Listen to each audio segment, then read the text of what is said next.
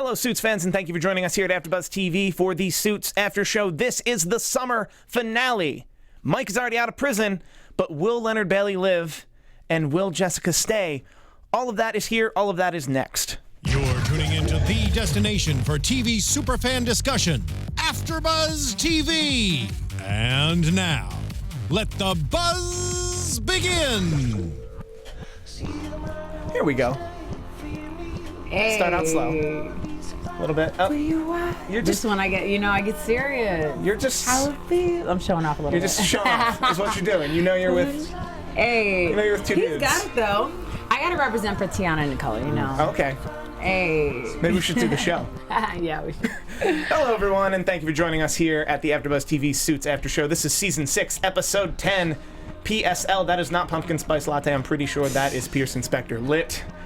Thank you for joining us here at the law firm of Kaufmann, Brazier, Hobson, and Ike. Yes. We are only being joined with Ike. Hello, folks. Such an amazing mid-season finale. You guys can check me out on Twitter and Instagram at OneTakeStace. And to my left.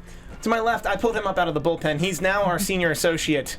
You can find him on Logos. Gay Skit Happens. He's Mr. Bill Posley. Hey guys, how you doing tonight? Where can they find you on the Twitter? It'll probably be everything Bill Posley. At Bill Posley, hashtag Bill Posley, just Bill Posley. Right. It's P-O-S-L-E-Y for all of the things that I'm, not doing.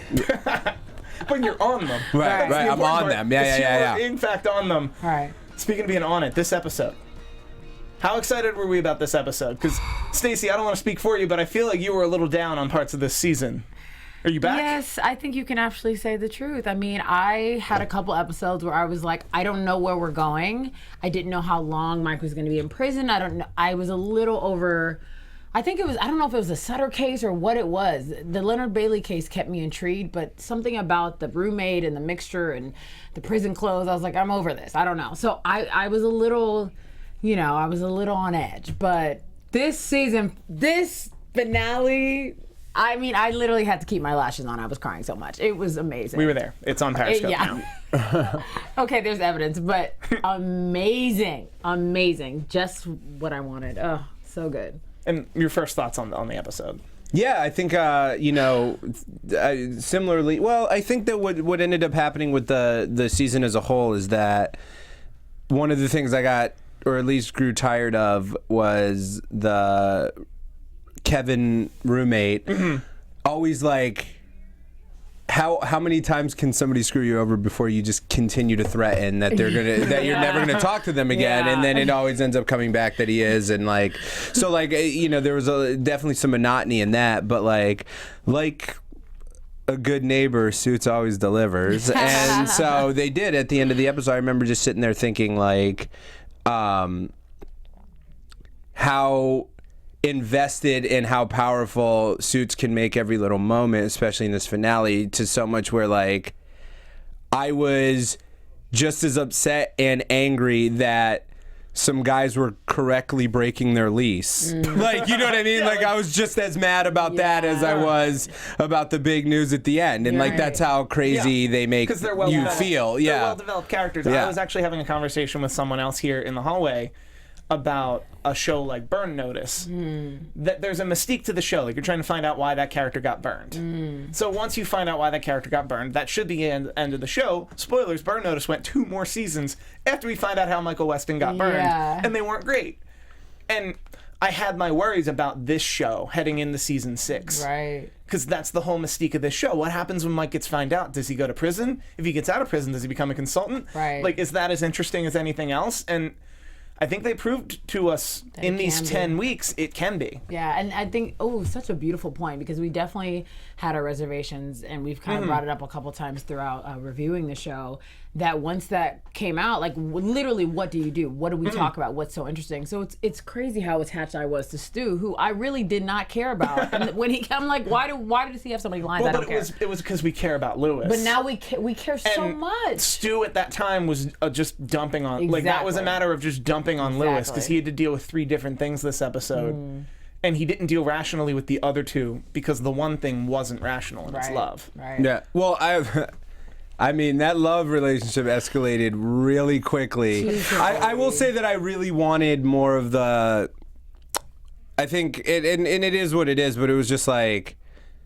It didn't really feel like it was much of a decision for her to get rid of a 3-year relationship. I wanted to see like a little more push and pull of what that meant, and like what like Lewis having to fight for her a little bit more. I really think that could have been and maybe it'll come back. I also feel like we got a certain admission from her that this wasn't that serious, and it hasn't been that serious for quite some time, and that Lewis seems for real. I mean, that's fine, but I totally agree with you in terms of the push and pull, because, you know, when I saw him walk in her office, I said, he's going to propose, right? And I looked at you and you kind of act like you didn't see me. I saw you seeing me. And I wasn't, you know, yes, I want Lewis to have love, but do I want it to be something like a little bit? I mean, his last relationship was so passionate, and we got to see so many steps in that relationship. And I just feel like with this one, I don't even know Tara, truly. I don't. He doesn't either, and I think that's weird. Part of the fun. But we're all a little concerned for Lewis. Yeah. Well, yeah, and I mean, I think like you know, there's that moment where he comes back in and, you know, he's got the shower and she's like, oh, he's going to be here in the next 2 days. Or he's coming in tomorrow for 2 days. And he's like, but, I mean, you're going to break up with him. Like, if she had just said, no, we talked about like what this is, I would love to have seen what that looked like. Just like, why do I have to live with you and your insecurities so soon into all the heaviness that is? And instead she was like, I don't know yet. And it was like, oh, but like I really wanted to see like that, you know, Lewis didn't have to go deal with that, and then maybe come and like eventually, you know, she does make that turn. You know, I feel like their relationship was built in a mid-season arc when I really felt like it could have been a full season arc. Absolutely. Although, let's be fair, they put them in such an interesting place that we have a rest of the series arc of them being engaged and then married and then her having a baby daddy, but him supporting it, and like it's gonna be so messy. It's gonna, but that's love. Love is messy. It is. And I love the statement he's making there. Yeah. I also feel with like all of these relationships. I feel like one of the things that felt really weird about this season is how detached Lewis was from everything. If he felt like stuff? Yeah, like just like you know, it's always, you know, it's always nice to have him meddle, and from time to time he does, and like, you know, all this stuff, but it definitely felt like, I mean, he's definitely my favorite character, and everybody, you know, a lot of people's favorite character because he's the, you know, he's the best, and he comes with the most like heart and genuine. But it was really weird to see him not as engaged in all of the goings on. But in a moment when he should have been, and Donna brought this up, and for Lewis's end of none of you, like at the time when all of you needed to be focused on this firm, none of you were focused on this firm. Yeah. Like, it was like Gretchen and Donna were the only ones focused on that firm. I think Donna breaking it down for us really helped me understand what you just said, because there were definitely moments throughout the season that Harvey would bust into Lewis' office and be like, we're doing this, and I'd be like, how do you expect him to catch up? Like, you've been doing that for a couple of episodes now. Like, even today he was like, next time you make a meeting, let me know. I'm like, you guys don't tell him like everything. But I think Donna's saying, like, the truth is we've all been doing something completely different, and I'm so sorry to cut you off. But I just, when she said that, I was like, wow, I didn't realize how much other things was happening, because in my head they were all still doing stuff, so it's like, oh, it's fine, but really it had nothing to do with Pearson Specter Lit. So I'm very interested in like the like writers tipping their cap a little bit, where it's like, hey, at the beginning of the season we said we'd all work really hard, none of us did, but we still have a great firm. It's just like, oh yeah, was anyone doing anything? Like I said, Gretchen and Donna were probably holding that whole place down. Seriously. Because everybody else was off doing their own stuff. How funny. Well, and to be fair, Jessica early in the season was like being a bit of a rainmaker. Of course. And bringing in clients. Yeah. And then bringing in a client just to bring in another client, and then like trying to hustle one client and then flip everything, and like they still were working it out. But she was doing her Jessica stuff. To bring it back to Jessica, because we started with her flashback. I'm getting emotional. I'll try to keep it together, but we finally got to know something about Jessica, which we haven't. Like, has she ever mentioned that her father was a doctor? That it was no. I actually don't necessarily know if she mentioned that her father was a doctor, but I mean, in specific, I'm gonna take a risk and say that I think she had, because she has spoke with Rachel on numerous accounts, and in the way that Rachel deals with Her dad. Robert, Mr. Zane, and the way that she deals with the dynamics of that are similar to, or at least Jessica's alluded to them being similar to the dynamics between her and her father. So much so that I actually think she said, you know, my dad wanted me to go into medicine, doing the same thing that he did. That was likely said. Yeah, that was likely, you know.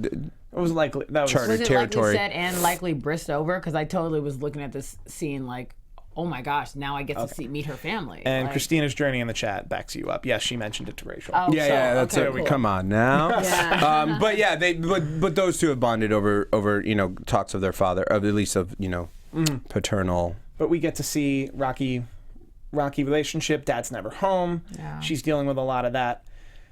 Throughout the course of the episode, she deals with all the stuff we're going to talk about. But at the end of this episode, the ship war wins, and it's her and Jeff Malone, and they literally ship off to Chicago. I love She walks away from the firm and walks off with Jeff Malone. Beautiful black man. That's the way you I leave. literally That's the way you leave, man. that scene. Also a pilot on ABC.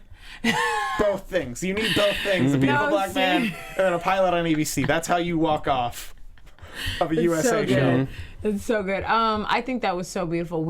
I love that Tiana, she kind of spoiled it for us a couple episodes ago, saying, it's not spoiled it, but teased it, that he would be coming back because she did get to speak to him at another premiere. So that was so awesome because we felt it and we kind of predicted it, but in what way? I was thinking it was just going to be for closure and just her feeling like, okay, like I'm not horrible. I thought we kind of got it. I think it was 2 weeks ago when he showed up. Yeah. It might have been last week where he was like, because you saw her in court. It was last week, and it was literally.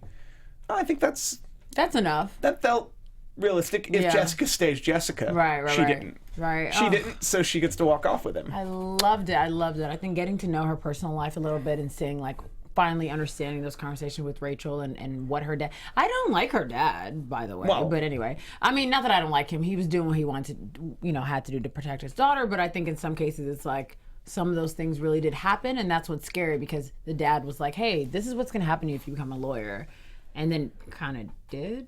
I don't know. At least she identified with the fact that happened. Or she identified with the fact that corporate law does do those will things. do that to you. That I think she got to prove to herself that that's not who she became. Yeah. And I think part of her realized, you know what?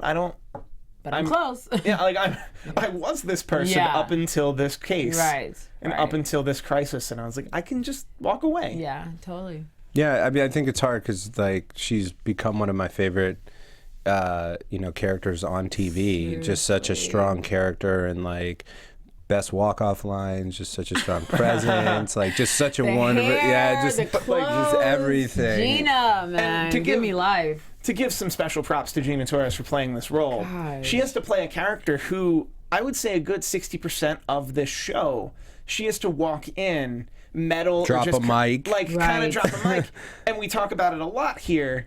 Where we have to assume, because of the way the firm is, and the firm was, up until this season, one of the biggest in the city, that the realization would be, oh, so she walks in and be like, no, you're not doing that. And then she leaves, and you have to assume like she's also there till 9 o'clock at night, working on some stuff that keeps the whole place afloat. It's just not as interesting as whatever Mike and Harvey are working on. Right. Gosh. Yeah, and I also wanted to give the shout out to her for like at least in her character and stuff like that. And I love like when they, when they start including her a little bit in like the movie game stuff, and she has her own quotes and she has her own acknowledgement of those things, and like I think that she felt, it's interesting because not that she was ever one-dimensional.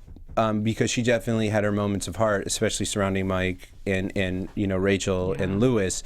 You could see in Harvey, but she definitely in this episode, you were like, oh, it was almost like we injected a level of humanity into her that we hadn't necessarily not seen, but it had never won over. Yeah. We won over her. We knew that it was always there, but we never saw it until this case where she literally exonerates a man.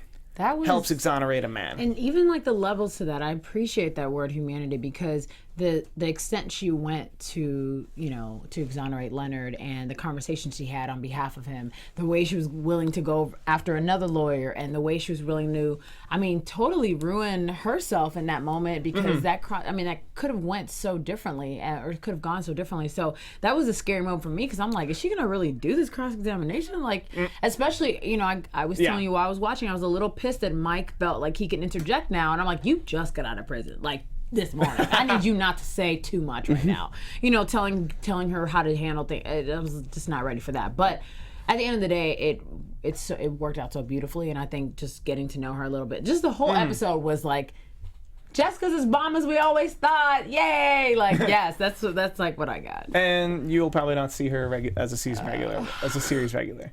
We'll still see her. Also, Jazz4117 in the chat. Steven Tiana predicted it along with Mike being offered the consultant job. Yeah. Just pointing that out. Yeah, sure. You guys did. Also, someone else on Twitter pointed something out really cool to me, which is, in the state of California, you do not have to have gone to law school to take the bar exam. Meaning, if Suits wanted to go to Los Angeles with Mike doing it legit, they could. All I'm saying is I know some offices that you can shoot in for pretty cheap. You know, you can DM me on the Twitter. You get it. We got your back. Yeah, and with Jessica being out, I mean, not that she wasn't adverse to Mike, but now he has, if he comes back as a consultant, he has free reign, and like there's less that, you know, it will feel like. Do you want him to come back? Well, as a consultant? Yeah. All right, so here's what I think. I have to say yes, because he's felt so estranged from the entire group that, like, I think whether it works or it doesn't work, like, maybe that's part of the testing ground for it, is that, like, he does come back and it doesn't feel right, or he does come back and, like, there's some animosity or some story and it doesn't fit in, and he tries to do things and, like, hey man, you're not a lawyer, remember that. Like, you know, you can't do these things. But I do feel like we do need to see him back amongst these characters again, and moving around and living in those bones. And the reason I bring up again him taking the bar, which he legally can't do in the state of New York without going to law school, is that I would not be surprised if Mike, and this is bordering on prediction, so I'll stop after this, I would not be shocked if Mike declined it for a chance to go legit somehow, whether he goes back to law school. Sorry. Honey. We're not ready. Yeah. But, like, I feel like he wouldn't do that. Yeah. Or I feel like he wouldn't necessarily take the deal unless it was to help Harvey, which now it looks like it might be to help Harvey. I think he's gonna do it for a minute. Yeah. And then we'll have like a, you know, like my heart's not. There's always, like, I mean, the amount of things that he's tried and his heart's not into. It's like almost like a part of his character to go down the road, and he can't sell his soul. It's not true to what he is, and then come back. I mean, you've seen him a million times. He's gonna just invest in bitcoins. He's just gonna start a web show to talk about bitcoins. I don't know why I'm not convinced that that's gonna work, because, like, even though I'm seeing what you're saying, he definitely needs to be among the characters. But it's just like, why did you even go to prison then? Like, in my head, it's kind of like, why? Like, because he had to. I know why. I'm just saying, like, we had to watch that, and we had to understand that, and we had to be there for it and support it, and get to this point where at the mid-season finale and be like, okay, he's out. For him to go right back to his stomping ground, it seems too easy, because that's not what happens when you get out of prison. You're supposed to be yeah, but he was also, I mean, you should be rehabilitated, but, like, he was in there for like a month, right? I mean, he was barely right. Like, you're very right. Very right. Because my partner doesn't watch the show, and she came in and was like, she only came in during the, like, him exiting jail thing, and it was this big buildup. She's like, oh my God, how long was he in there? And I was like, I don't know, like 45 days, like maybe like 8 TV weeks. Yeah, like 8 episodes. I don't, like, not a lot actually. Right. Yeah. And it wasn't until she said that to me that I was like, yeah. He wasn't in prison that long. It wasn't really even in that bad. Like, he didn't. So I guess, but he had a phone like half the time. Yeah. Like, he saw Harvey every day. I mean, that's not. He just had such a different experience. So it's like, it's interesting, because I guess now that he got out for like a night and had sex, like, it was like really, like, he has really not much like rehabilitation to actually go through. Yeah. I hope we see his counselor again.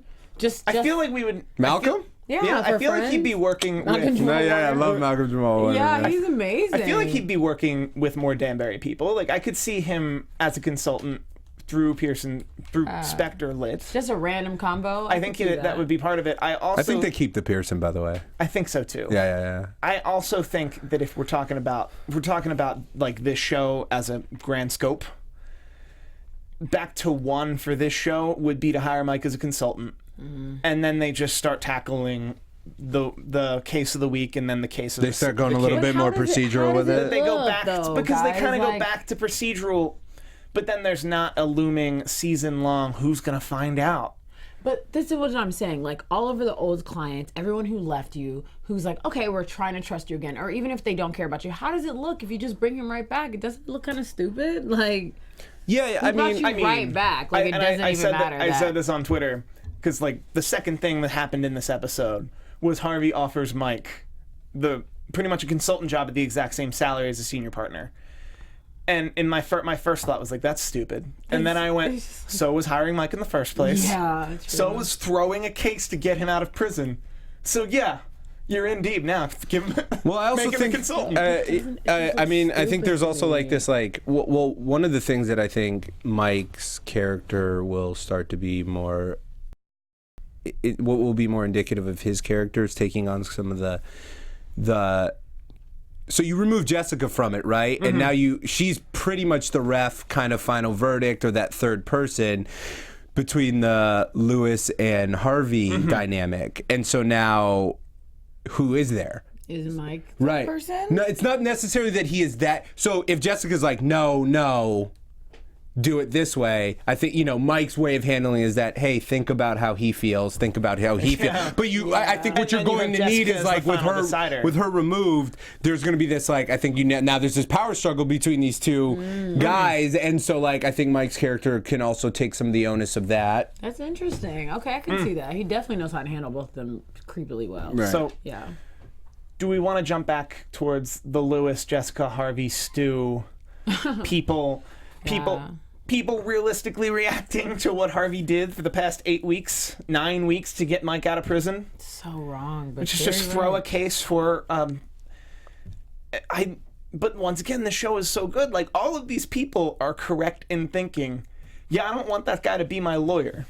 They really are. But we're on their side where we're like, no, but you don't understand. But you don't know what happened exactly. It's horrible. But Mike's a good lawyer, and then that guy was terrible, and then he got his roommate out, and then there's a whole thing. It's still super wrong. Like when Jessica said, go shut that guy up, and I'm looking at her like, girl, he's like telling the truth though. I mean, I get it, but I'm so used to defending anything that Pearson Specter lit, anything they do, that sometimes I don't have those realistic moments where it's like, look at the characters they're affecting, whatever. So I think this was one of those days I was like, I mean, Sutter sucks, sure, but like, you absolutely threw my case. That's insane. If anyone actually could prove it, that's insane. He'd be disbarred. Oh yeah. So it was just like, wow, they get away with so much. Like, it was kind of those reminders. But they get away with so much with us, and that's what I love.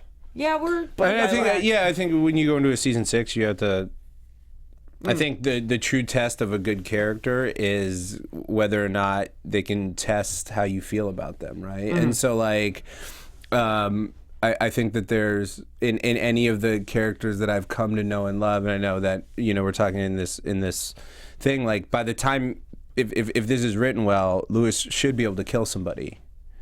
and I'd be like, yeah, I don't care. Oh my god. Yeah, I don't care. That's a good example because Lewis is so like one of the most loved characters on the show. And like I should almost be like, Lewis could kill somebody, and I would be like, but you guys don't know him. Like, I know exactly. Him. That's so good. But like that guy was a terrible person. Yeah. And there was no other way around but killing him. That guy knew that Mike was a fake lawyer. Yeah. And it was had to protect the whole firm. That was just to protect the whole firm, and Mike will do greater good. Right.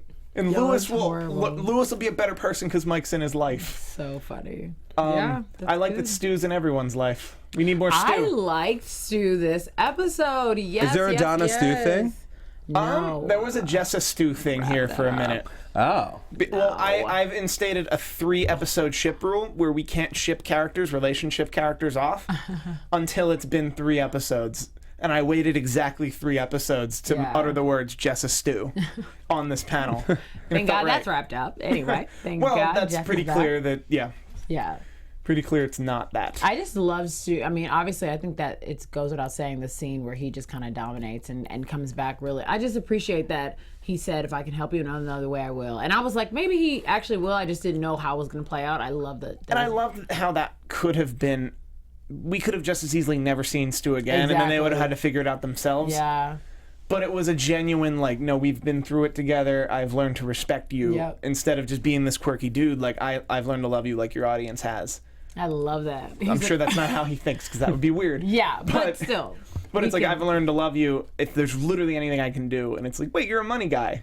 Do this. You're a money guy. You can literally help me in this. Yeah. Without getting Jessica out of court. So that said, Jessica, like, could have probably made that meeting. It was so fast. Exactly. Yeah. It was just like, oh. She was like, look, I'm going to be here, and I'm not going to let this man. It's been, 3 minutes. Jessica, just drive over. Get in that Uber. Drive over. Yeah. He was exonerated. I was like, girl, you can go. And then all of a sudden she was back in her office. I'm like, okay, she was you like really talking did to not people. care Like, about the meeting. obviously, like, hug Leonard Bailey, like, have that moment in the courtroom. And then you're out. But, like, you could run. Yeah. And, like, there was that moment with her and Leonard Bailey, and we'll get to the case next. But, like, I genuinely thought Leonard Bailey was like, thank you so much.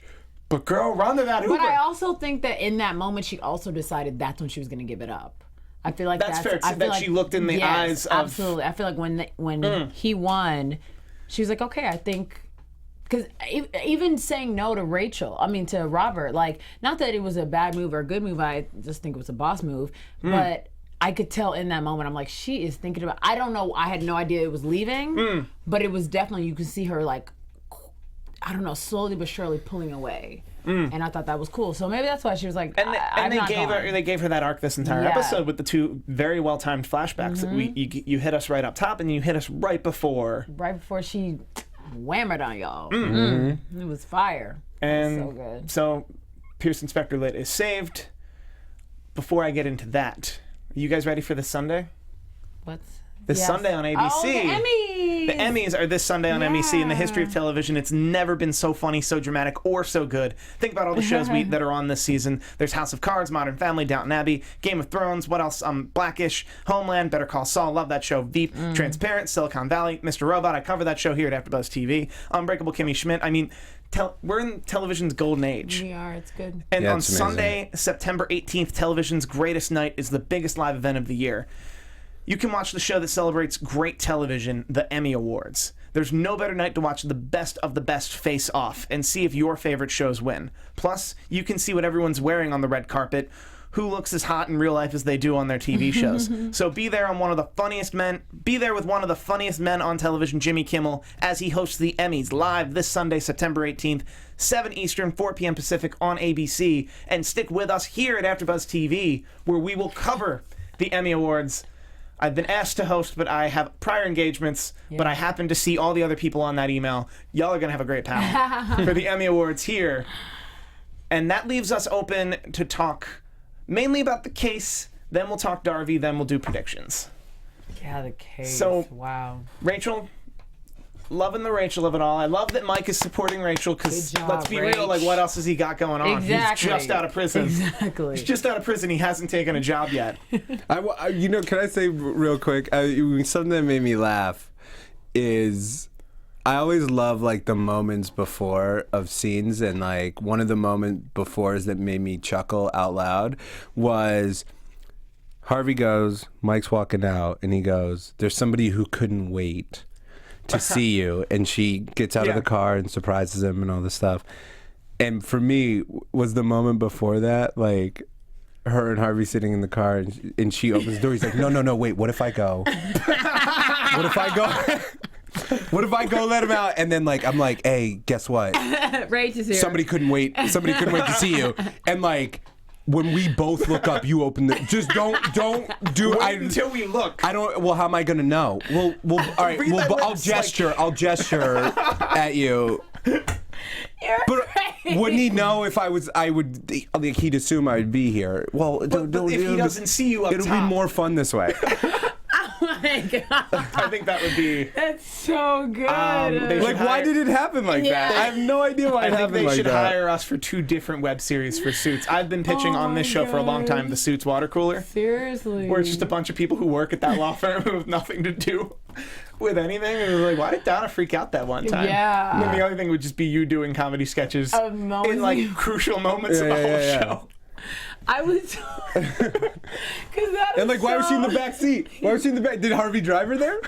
Did they have a driver? Yeah. Harvey would have a driver, so they were both in the back seat. And like, I mean, mostly I'm kind of like the wind was all. I mean, it was just a really dramatic scene, but it was beautiful. And also, like, she got out of a door. She didn't like the door that was facing the prison. She got out the other door. Like, I'm not making that up. She literally got out the other door and then walked around the car.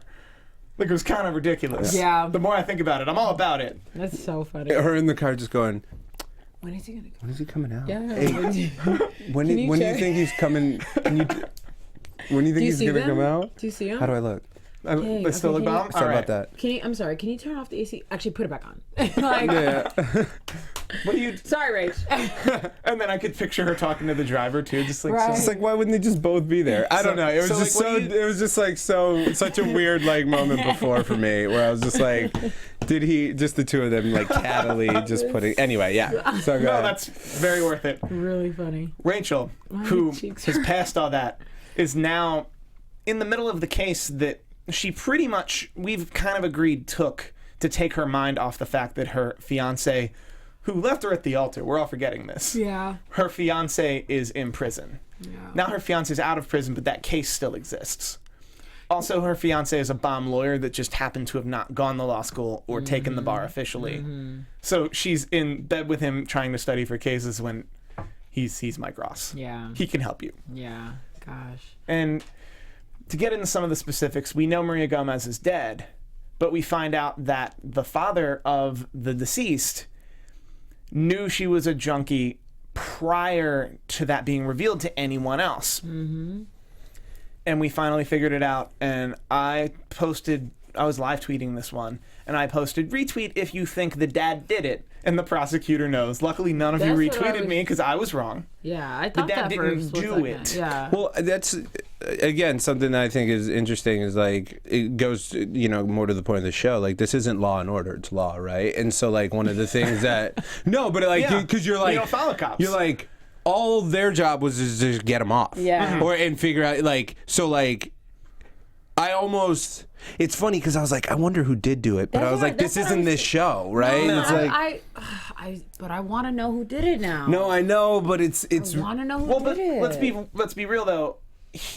Leonard was there with Maria. They were both doing drugs, and they were in a place where everyone was doing drugs. Mm-hmm. So it's left to assume, because once again, they didn't give us very many facts of the case beyond he said he didn't do it and he was with somebody. Right. So we have to assume that, not to make it about that, but it was a white girl in a bad neighborhood. Mm-hmm. So it's presumable that he was the first person there, but it would have been a bad neighborhood where that would have been commonplace.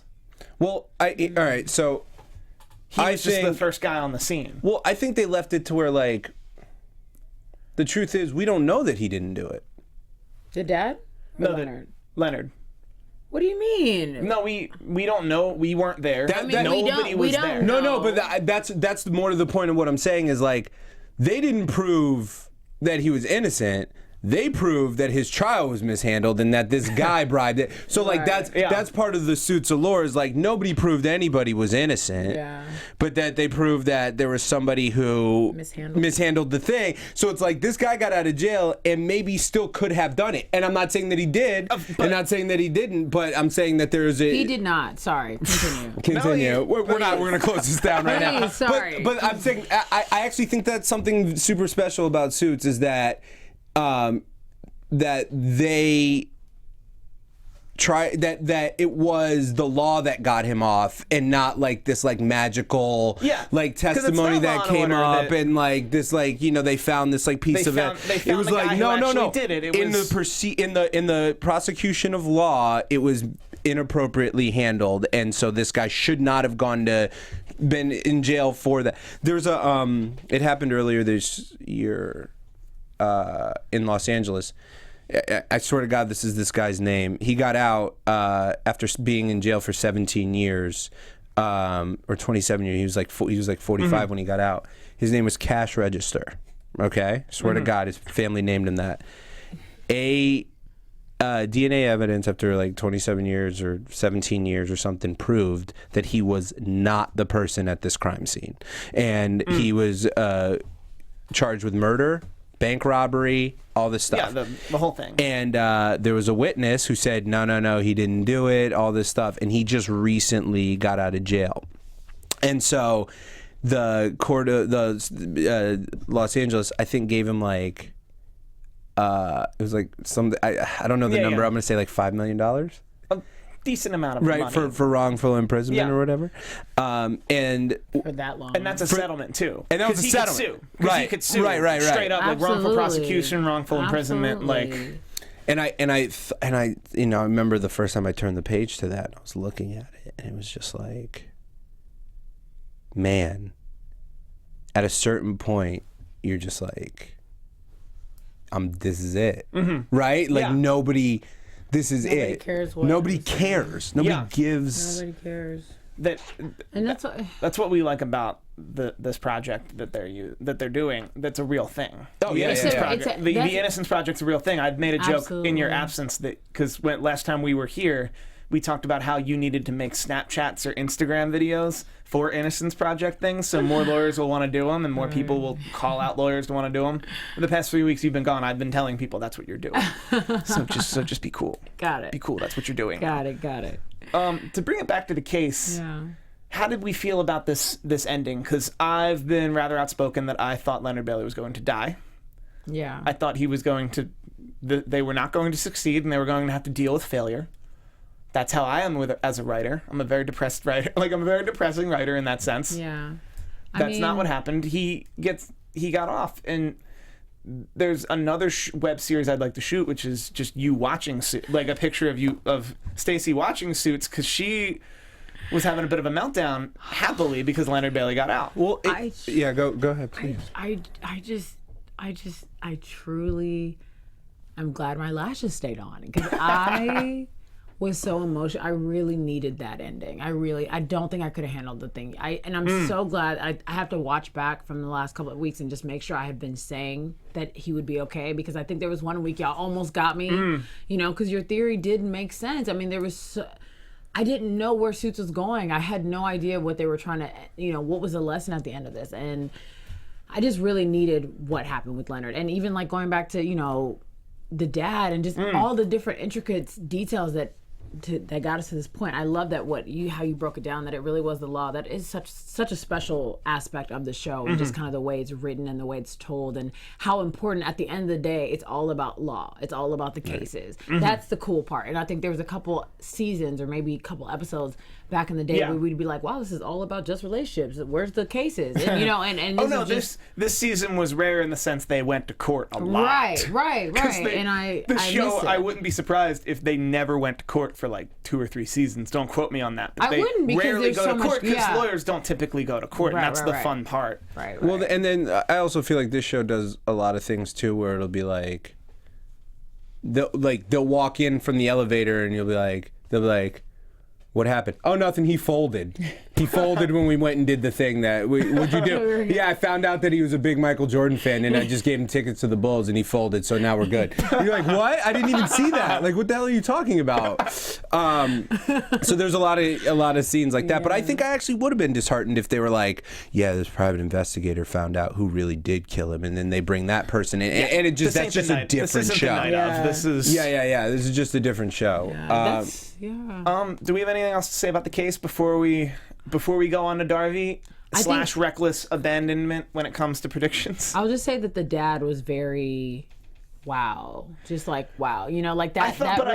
He played an emotion none of us can possibly understand. No, I understand. Which is like the true loss of everything. Yeah. And the hard truth we can tell him, because we've never been through it, which is no one's going to unkill your daughter. No, I wouldn't even say that. I think I'm just sad that for him to feel justice, and that's the thing, I don't really I'm pretty sure I don't really believe in the death penalty. I don't think that's Me either. I don't understand why that would make somebody have closure personally. I think it's a strange thing. But I just think it was such an interesting topic to bring up and kind of have weaved into this part of the season, because even at the last moment when he's admitting what he did, he's like, I did it because he did it. You have no idea, though. You truly had no idea. And even what you were saying, like she was just a white girl in a bad neighborhood, it's like, it don't matter what neighborhood she was in. It doesn't matter what, like. I'm trying to explain what else could have happened, but yeah. But just. In his mind, it's... it just... there was a level of subtle racism there, too, that it's just like, no, she was in a bad neighborhood, she found one of those dudes in that bad neighborhood, it was him. And that made me so sad, because again, another real topic, very real topic, and just... that was so emotional to watch, because as much as I want to be a part of the dad's like moment where you're like, of course, like you're losing your daughter or you lost your daughter, you want to say like, let's actually get justice. Bottom line, I don't know. So, great. Thank you for exonerating him. We've got 6 minutes. Let's roll Darby straight up into predictions. Your AfterBuzz TV predictions. All right. Let's talk about Darby first. Do we think that was two friends holding hands in their time of need, or do we think they're a thing now? You go. I don't know. Only because everything else in this episode was a bit of a shit. Or two other main characters in this episode got straight up shipped in this episode. Right. Leading into this scene where we kind of have to dissect what we think that was. Well, what do you think, Steve? You always ask us the question. You always go last. I always go last. Yeah. I will say I think it's two people who are in love sharing a moment with each other. That does not necessarily mean they're together. It's Team Darby. It's forever they're gonna buy rings. Yeah. I think what's their I think their relation, that's just a continuation of their relationship, that they're two people who love each other and care about each other, and that's how they were dealing with losing Jessica and going through everything they've gone through in the last 10 weeks for us, however long it was for them. That's what I think it was. It was a moment of quiet reflection with each other. What did you guys think? I think, all right, I'm going to just say this outspoken, is like, I know so many, shows and like indie films and like all of these things start coming out, and they'll be like, nah, man, let's end it for real, where there's like, this couldn't really be a relationship, because then if it was, then it wouldn't be a friendship, and really that's what's at the core of it. And I'm gonna say, I want to throw that out the window and just like, if this doesn't end with the two of them together, I'm gonna be pissed. No, the series will end with the two of them together. I know. Think so, this episode ended? Yeah, I mean, just everything that they do is just perpetuate. Is perpetually getting me to the point of them being together. Like, yeah, I love that. I weirdly agree with Steve, and only because, for the most part, I think sometimes I want to lean more on your side, but I think that, they've showed us this before. They've literally been in each other's apartment, and they've said words that I was like, they're together, and they weren't together. And then who was Mitch? Who? Oh, her ex-boyfriend. Yeah. Quick second, we never got to meet and didn't even know if he was a deserving boyfriend. You're right. It was me. I read for it. Hilarious. They cast me. Never happened. See, it's like, so I think it was such a beautiful moment, and I know it's weird, but I was like looking how they're holding hands, and it was like palm instead of like clutch. So I was like, maybe it's just friendship still. That's not. Listen, I actually have a weird thing. I don't like my webs interlocking. So really? Once it's in there, it sends chills. It's fine. Somebody made me aware of it younger, and like I was playing around with a friend of mine, and he was like, I grabbed his hand and we interlocked, and he grabbed and he pushed me. He was like, yo, I don't even let my girl interlock with me, man. It's just weird. I don't like fingers in my webs. And after he said that, so like, that could be love in some places, is what I'm saying. Like, this could be love. Mike, do we think Mike is going to take that job?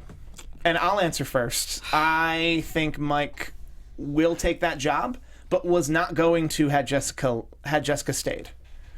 Oh, that's a great point. Damn. That he would have otherwise been like, no, I kind of want to strike out on my own, but I need to support Harvey. Harvey went through hell and back for me to be standing here. I owe it to him to come in and help him now. Probably is going to take it now that you said that. Wow.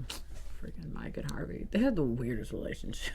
Yeah, I think he takes it because of, also just because, like I said, he's been away, and I think there has to be that, and the idea that like, who's going to balance the Lewis and Harvey relationship. And I also think that he's done it. We've lost this. He's grown from like this little brother sidekick thing into being his own person and all this stuff. And I really feel like I think he's gonna step into this new job being like, all right, if I'm a consultant, and I think he's gonna start to be like, well, I'm gonna go consult for another firm. Like he's gonna be like, I'm gonna take on other firms, and like I think he's gonna consult for Robert Zane. I think he's gonna consult for. So I think it's gonna turn into this like. I also think his own career, his own business. I also think he's gonna pluck underdog cases specifically, and then take them to whatever firm will have him, which might be Specter led, it might not be. Yeah. Do you guys have any predictions at large before we head into the long, deep fall and come out of the end of the winter to actually join this show again? We'll see you in the winter, folks. I don't know. I'm just going to say that I'm hoping at the end of this season, Rachel and Mike finally get married. That's all I'm going to say. That was what I was going to say. I think they postpone. You think they just keep don't do it? I think we're going to have to come to some adverse I think that they actually... I'll make one that we can end on. I think they'll elope. Because he can never face those people. What people? All the people who showed up for a wedding that he walked out on. There wasn't all those people. There was just the family, I thought. No, that was a whole church full of people. They put that the way. Like, granted, it was a quick wedding, but like, there was a whole church full of people that he now has to eventually face, and at the reception explain. I went to prison. But you had time. Oh, so they took you away to prison early? No, I had time. I just thought she should be single while I'm in prison. And then you got out of prison real early. Yeah, that was... I didn't think that through. That's another sketch we should write. That's just hilarious. Mike at his wedding reception explaining. No, I'm telling you, the moments like right after and before are just great for this show. So, I think that just about wraps us up here at AfterBuzz TV for Suits Season 6, Episode 10, the summer finale of Suits. Stacy, like in the meantime, where can the people find you? Congratulations to everybody on this show. Aaron and the rest of the cast. Rick Kaufmann, thank you so much for always supporting us. And Sarah, and you guys are seriously like amazing. Congratulations. Can't wait to be back. You guys can check me out on Twitter and Instagram at OneTakeStace. See you on the interwebs. And Bill Posley, other than on Logo TV's Gay Skit Happens, where else can the people find you? Again, I'm literally just type in the name Bill Posley. There's only one of me. And it's everything that I don't. That's it. I need a website. And he's being modest. If you're in the Los Angeles area and you want to learn how to do cool video sketches like the two he pitched tonight, nice. He teaches a class at IO West. So what's yours called? Go to iOS.com, I believe is not. Yes. It's still their website. You'll be able to find them there. You can find me on Twitter at Steve Kaufmann. That is KAUFMANN. I do a lot of shows here at AfterBuzz TV. I tweet about them very regularly, including Gotham, which comes back this Monday, the 19th, the night after the Emmys. Thank you guys, and good night. Bye. See you soon. From executive producers Maria Menounos, Kevin Undergaro, Phil Svitek, and the entire AfterBuzz TV staff, we would like to thank you for listening to the AfterBuzz TV network. To watch or listen to other after shows and post comments or questions, be sure to visit AfterBuzzTV.com. I'm Sir Richard Wentworth, and this has been a presentation of AfterBuzz TV. Buzz you later. The views expressed herein are those of the hosts only and do not necessarily reflect the views of AfterBuzz TV or its owners or principals.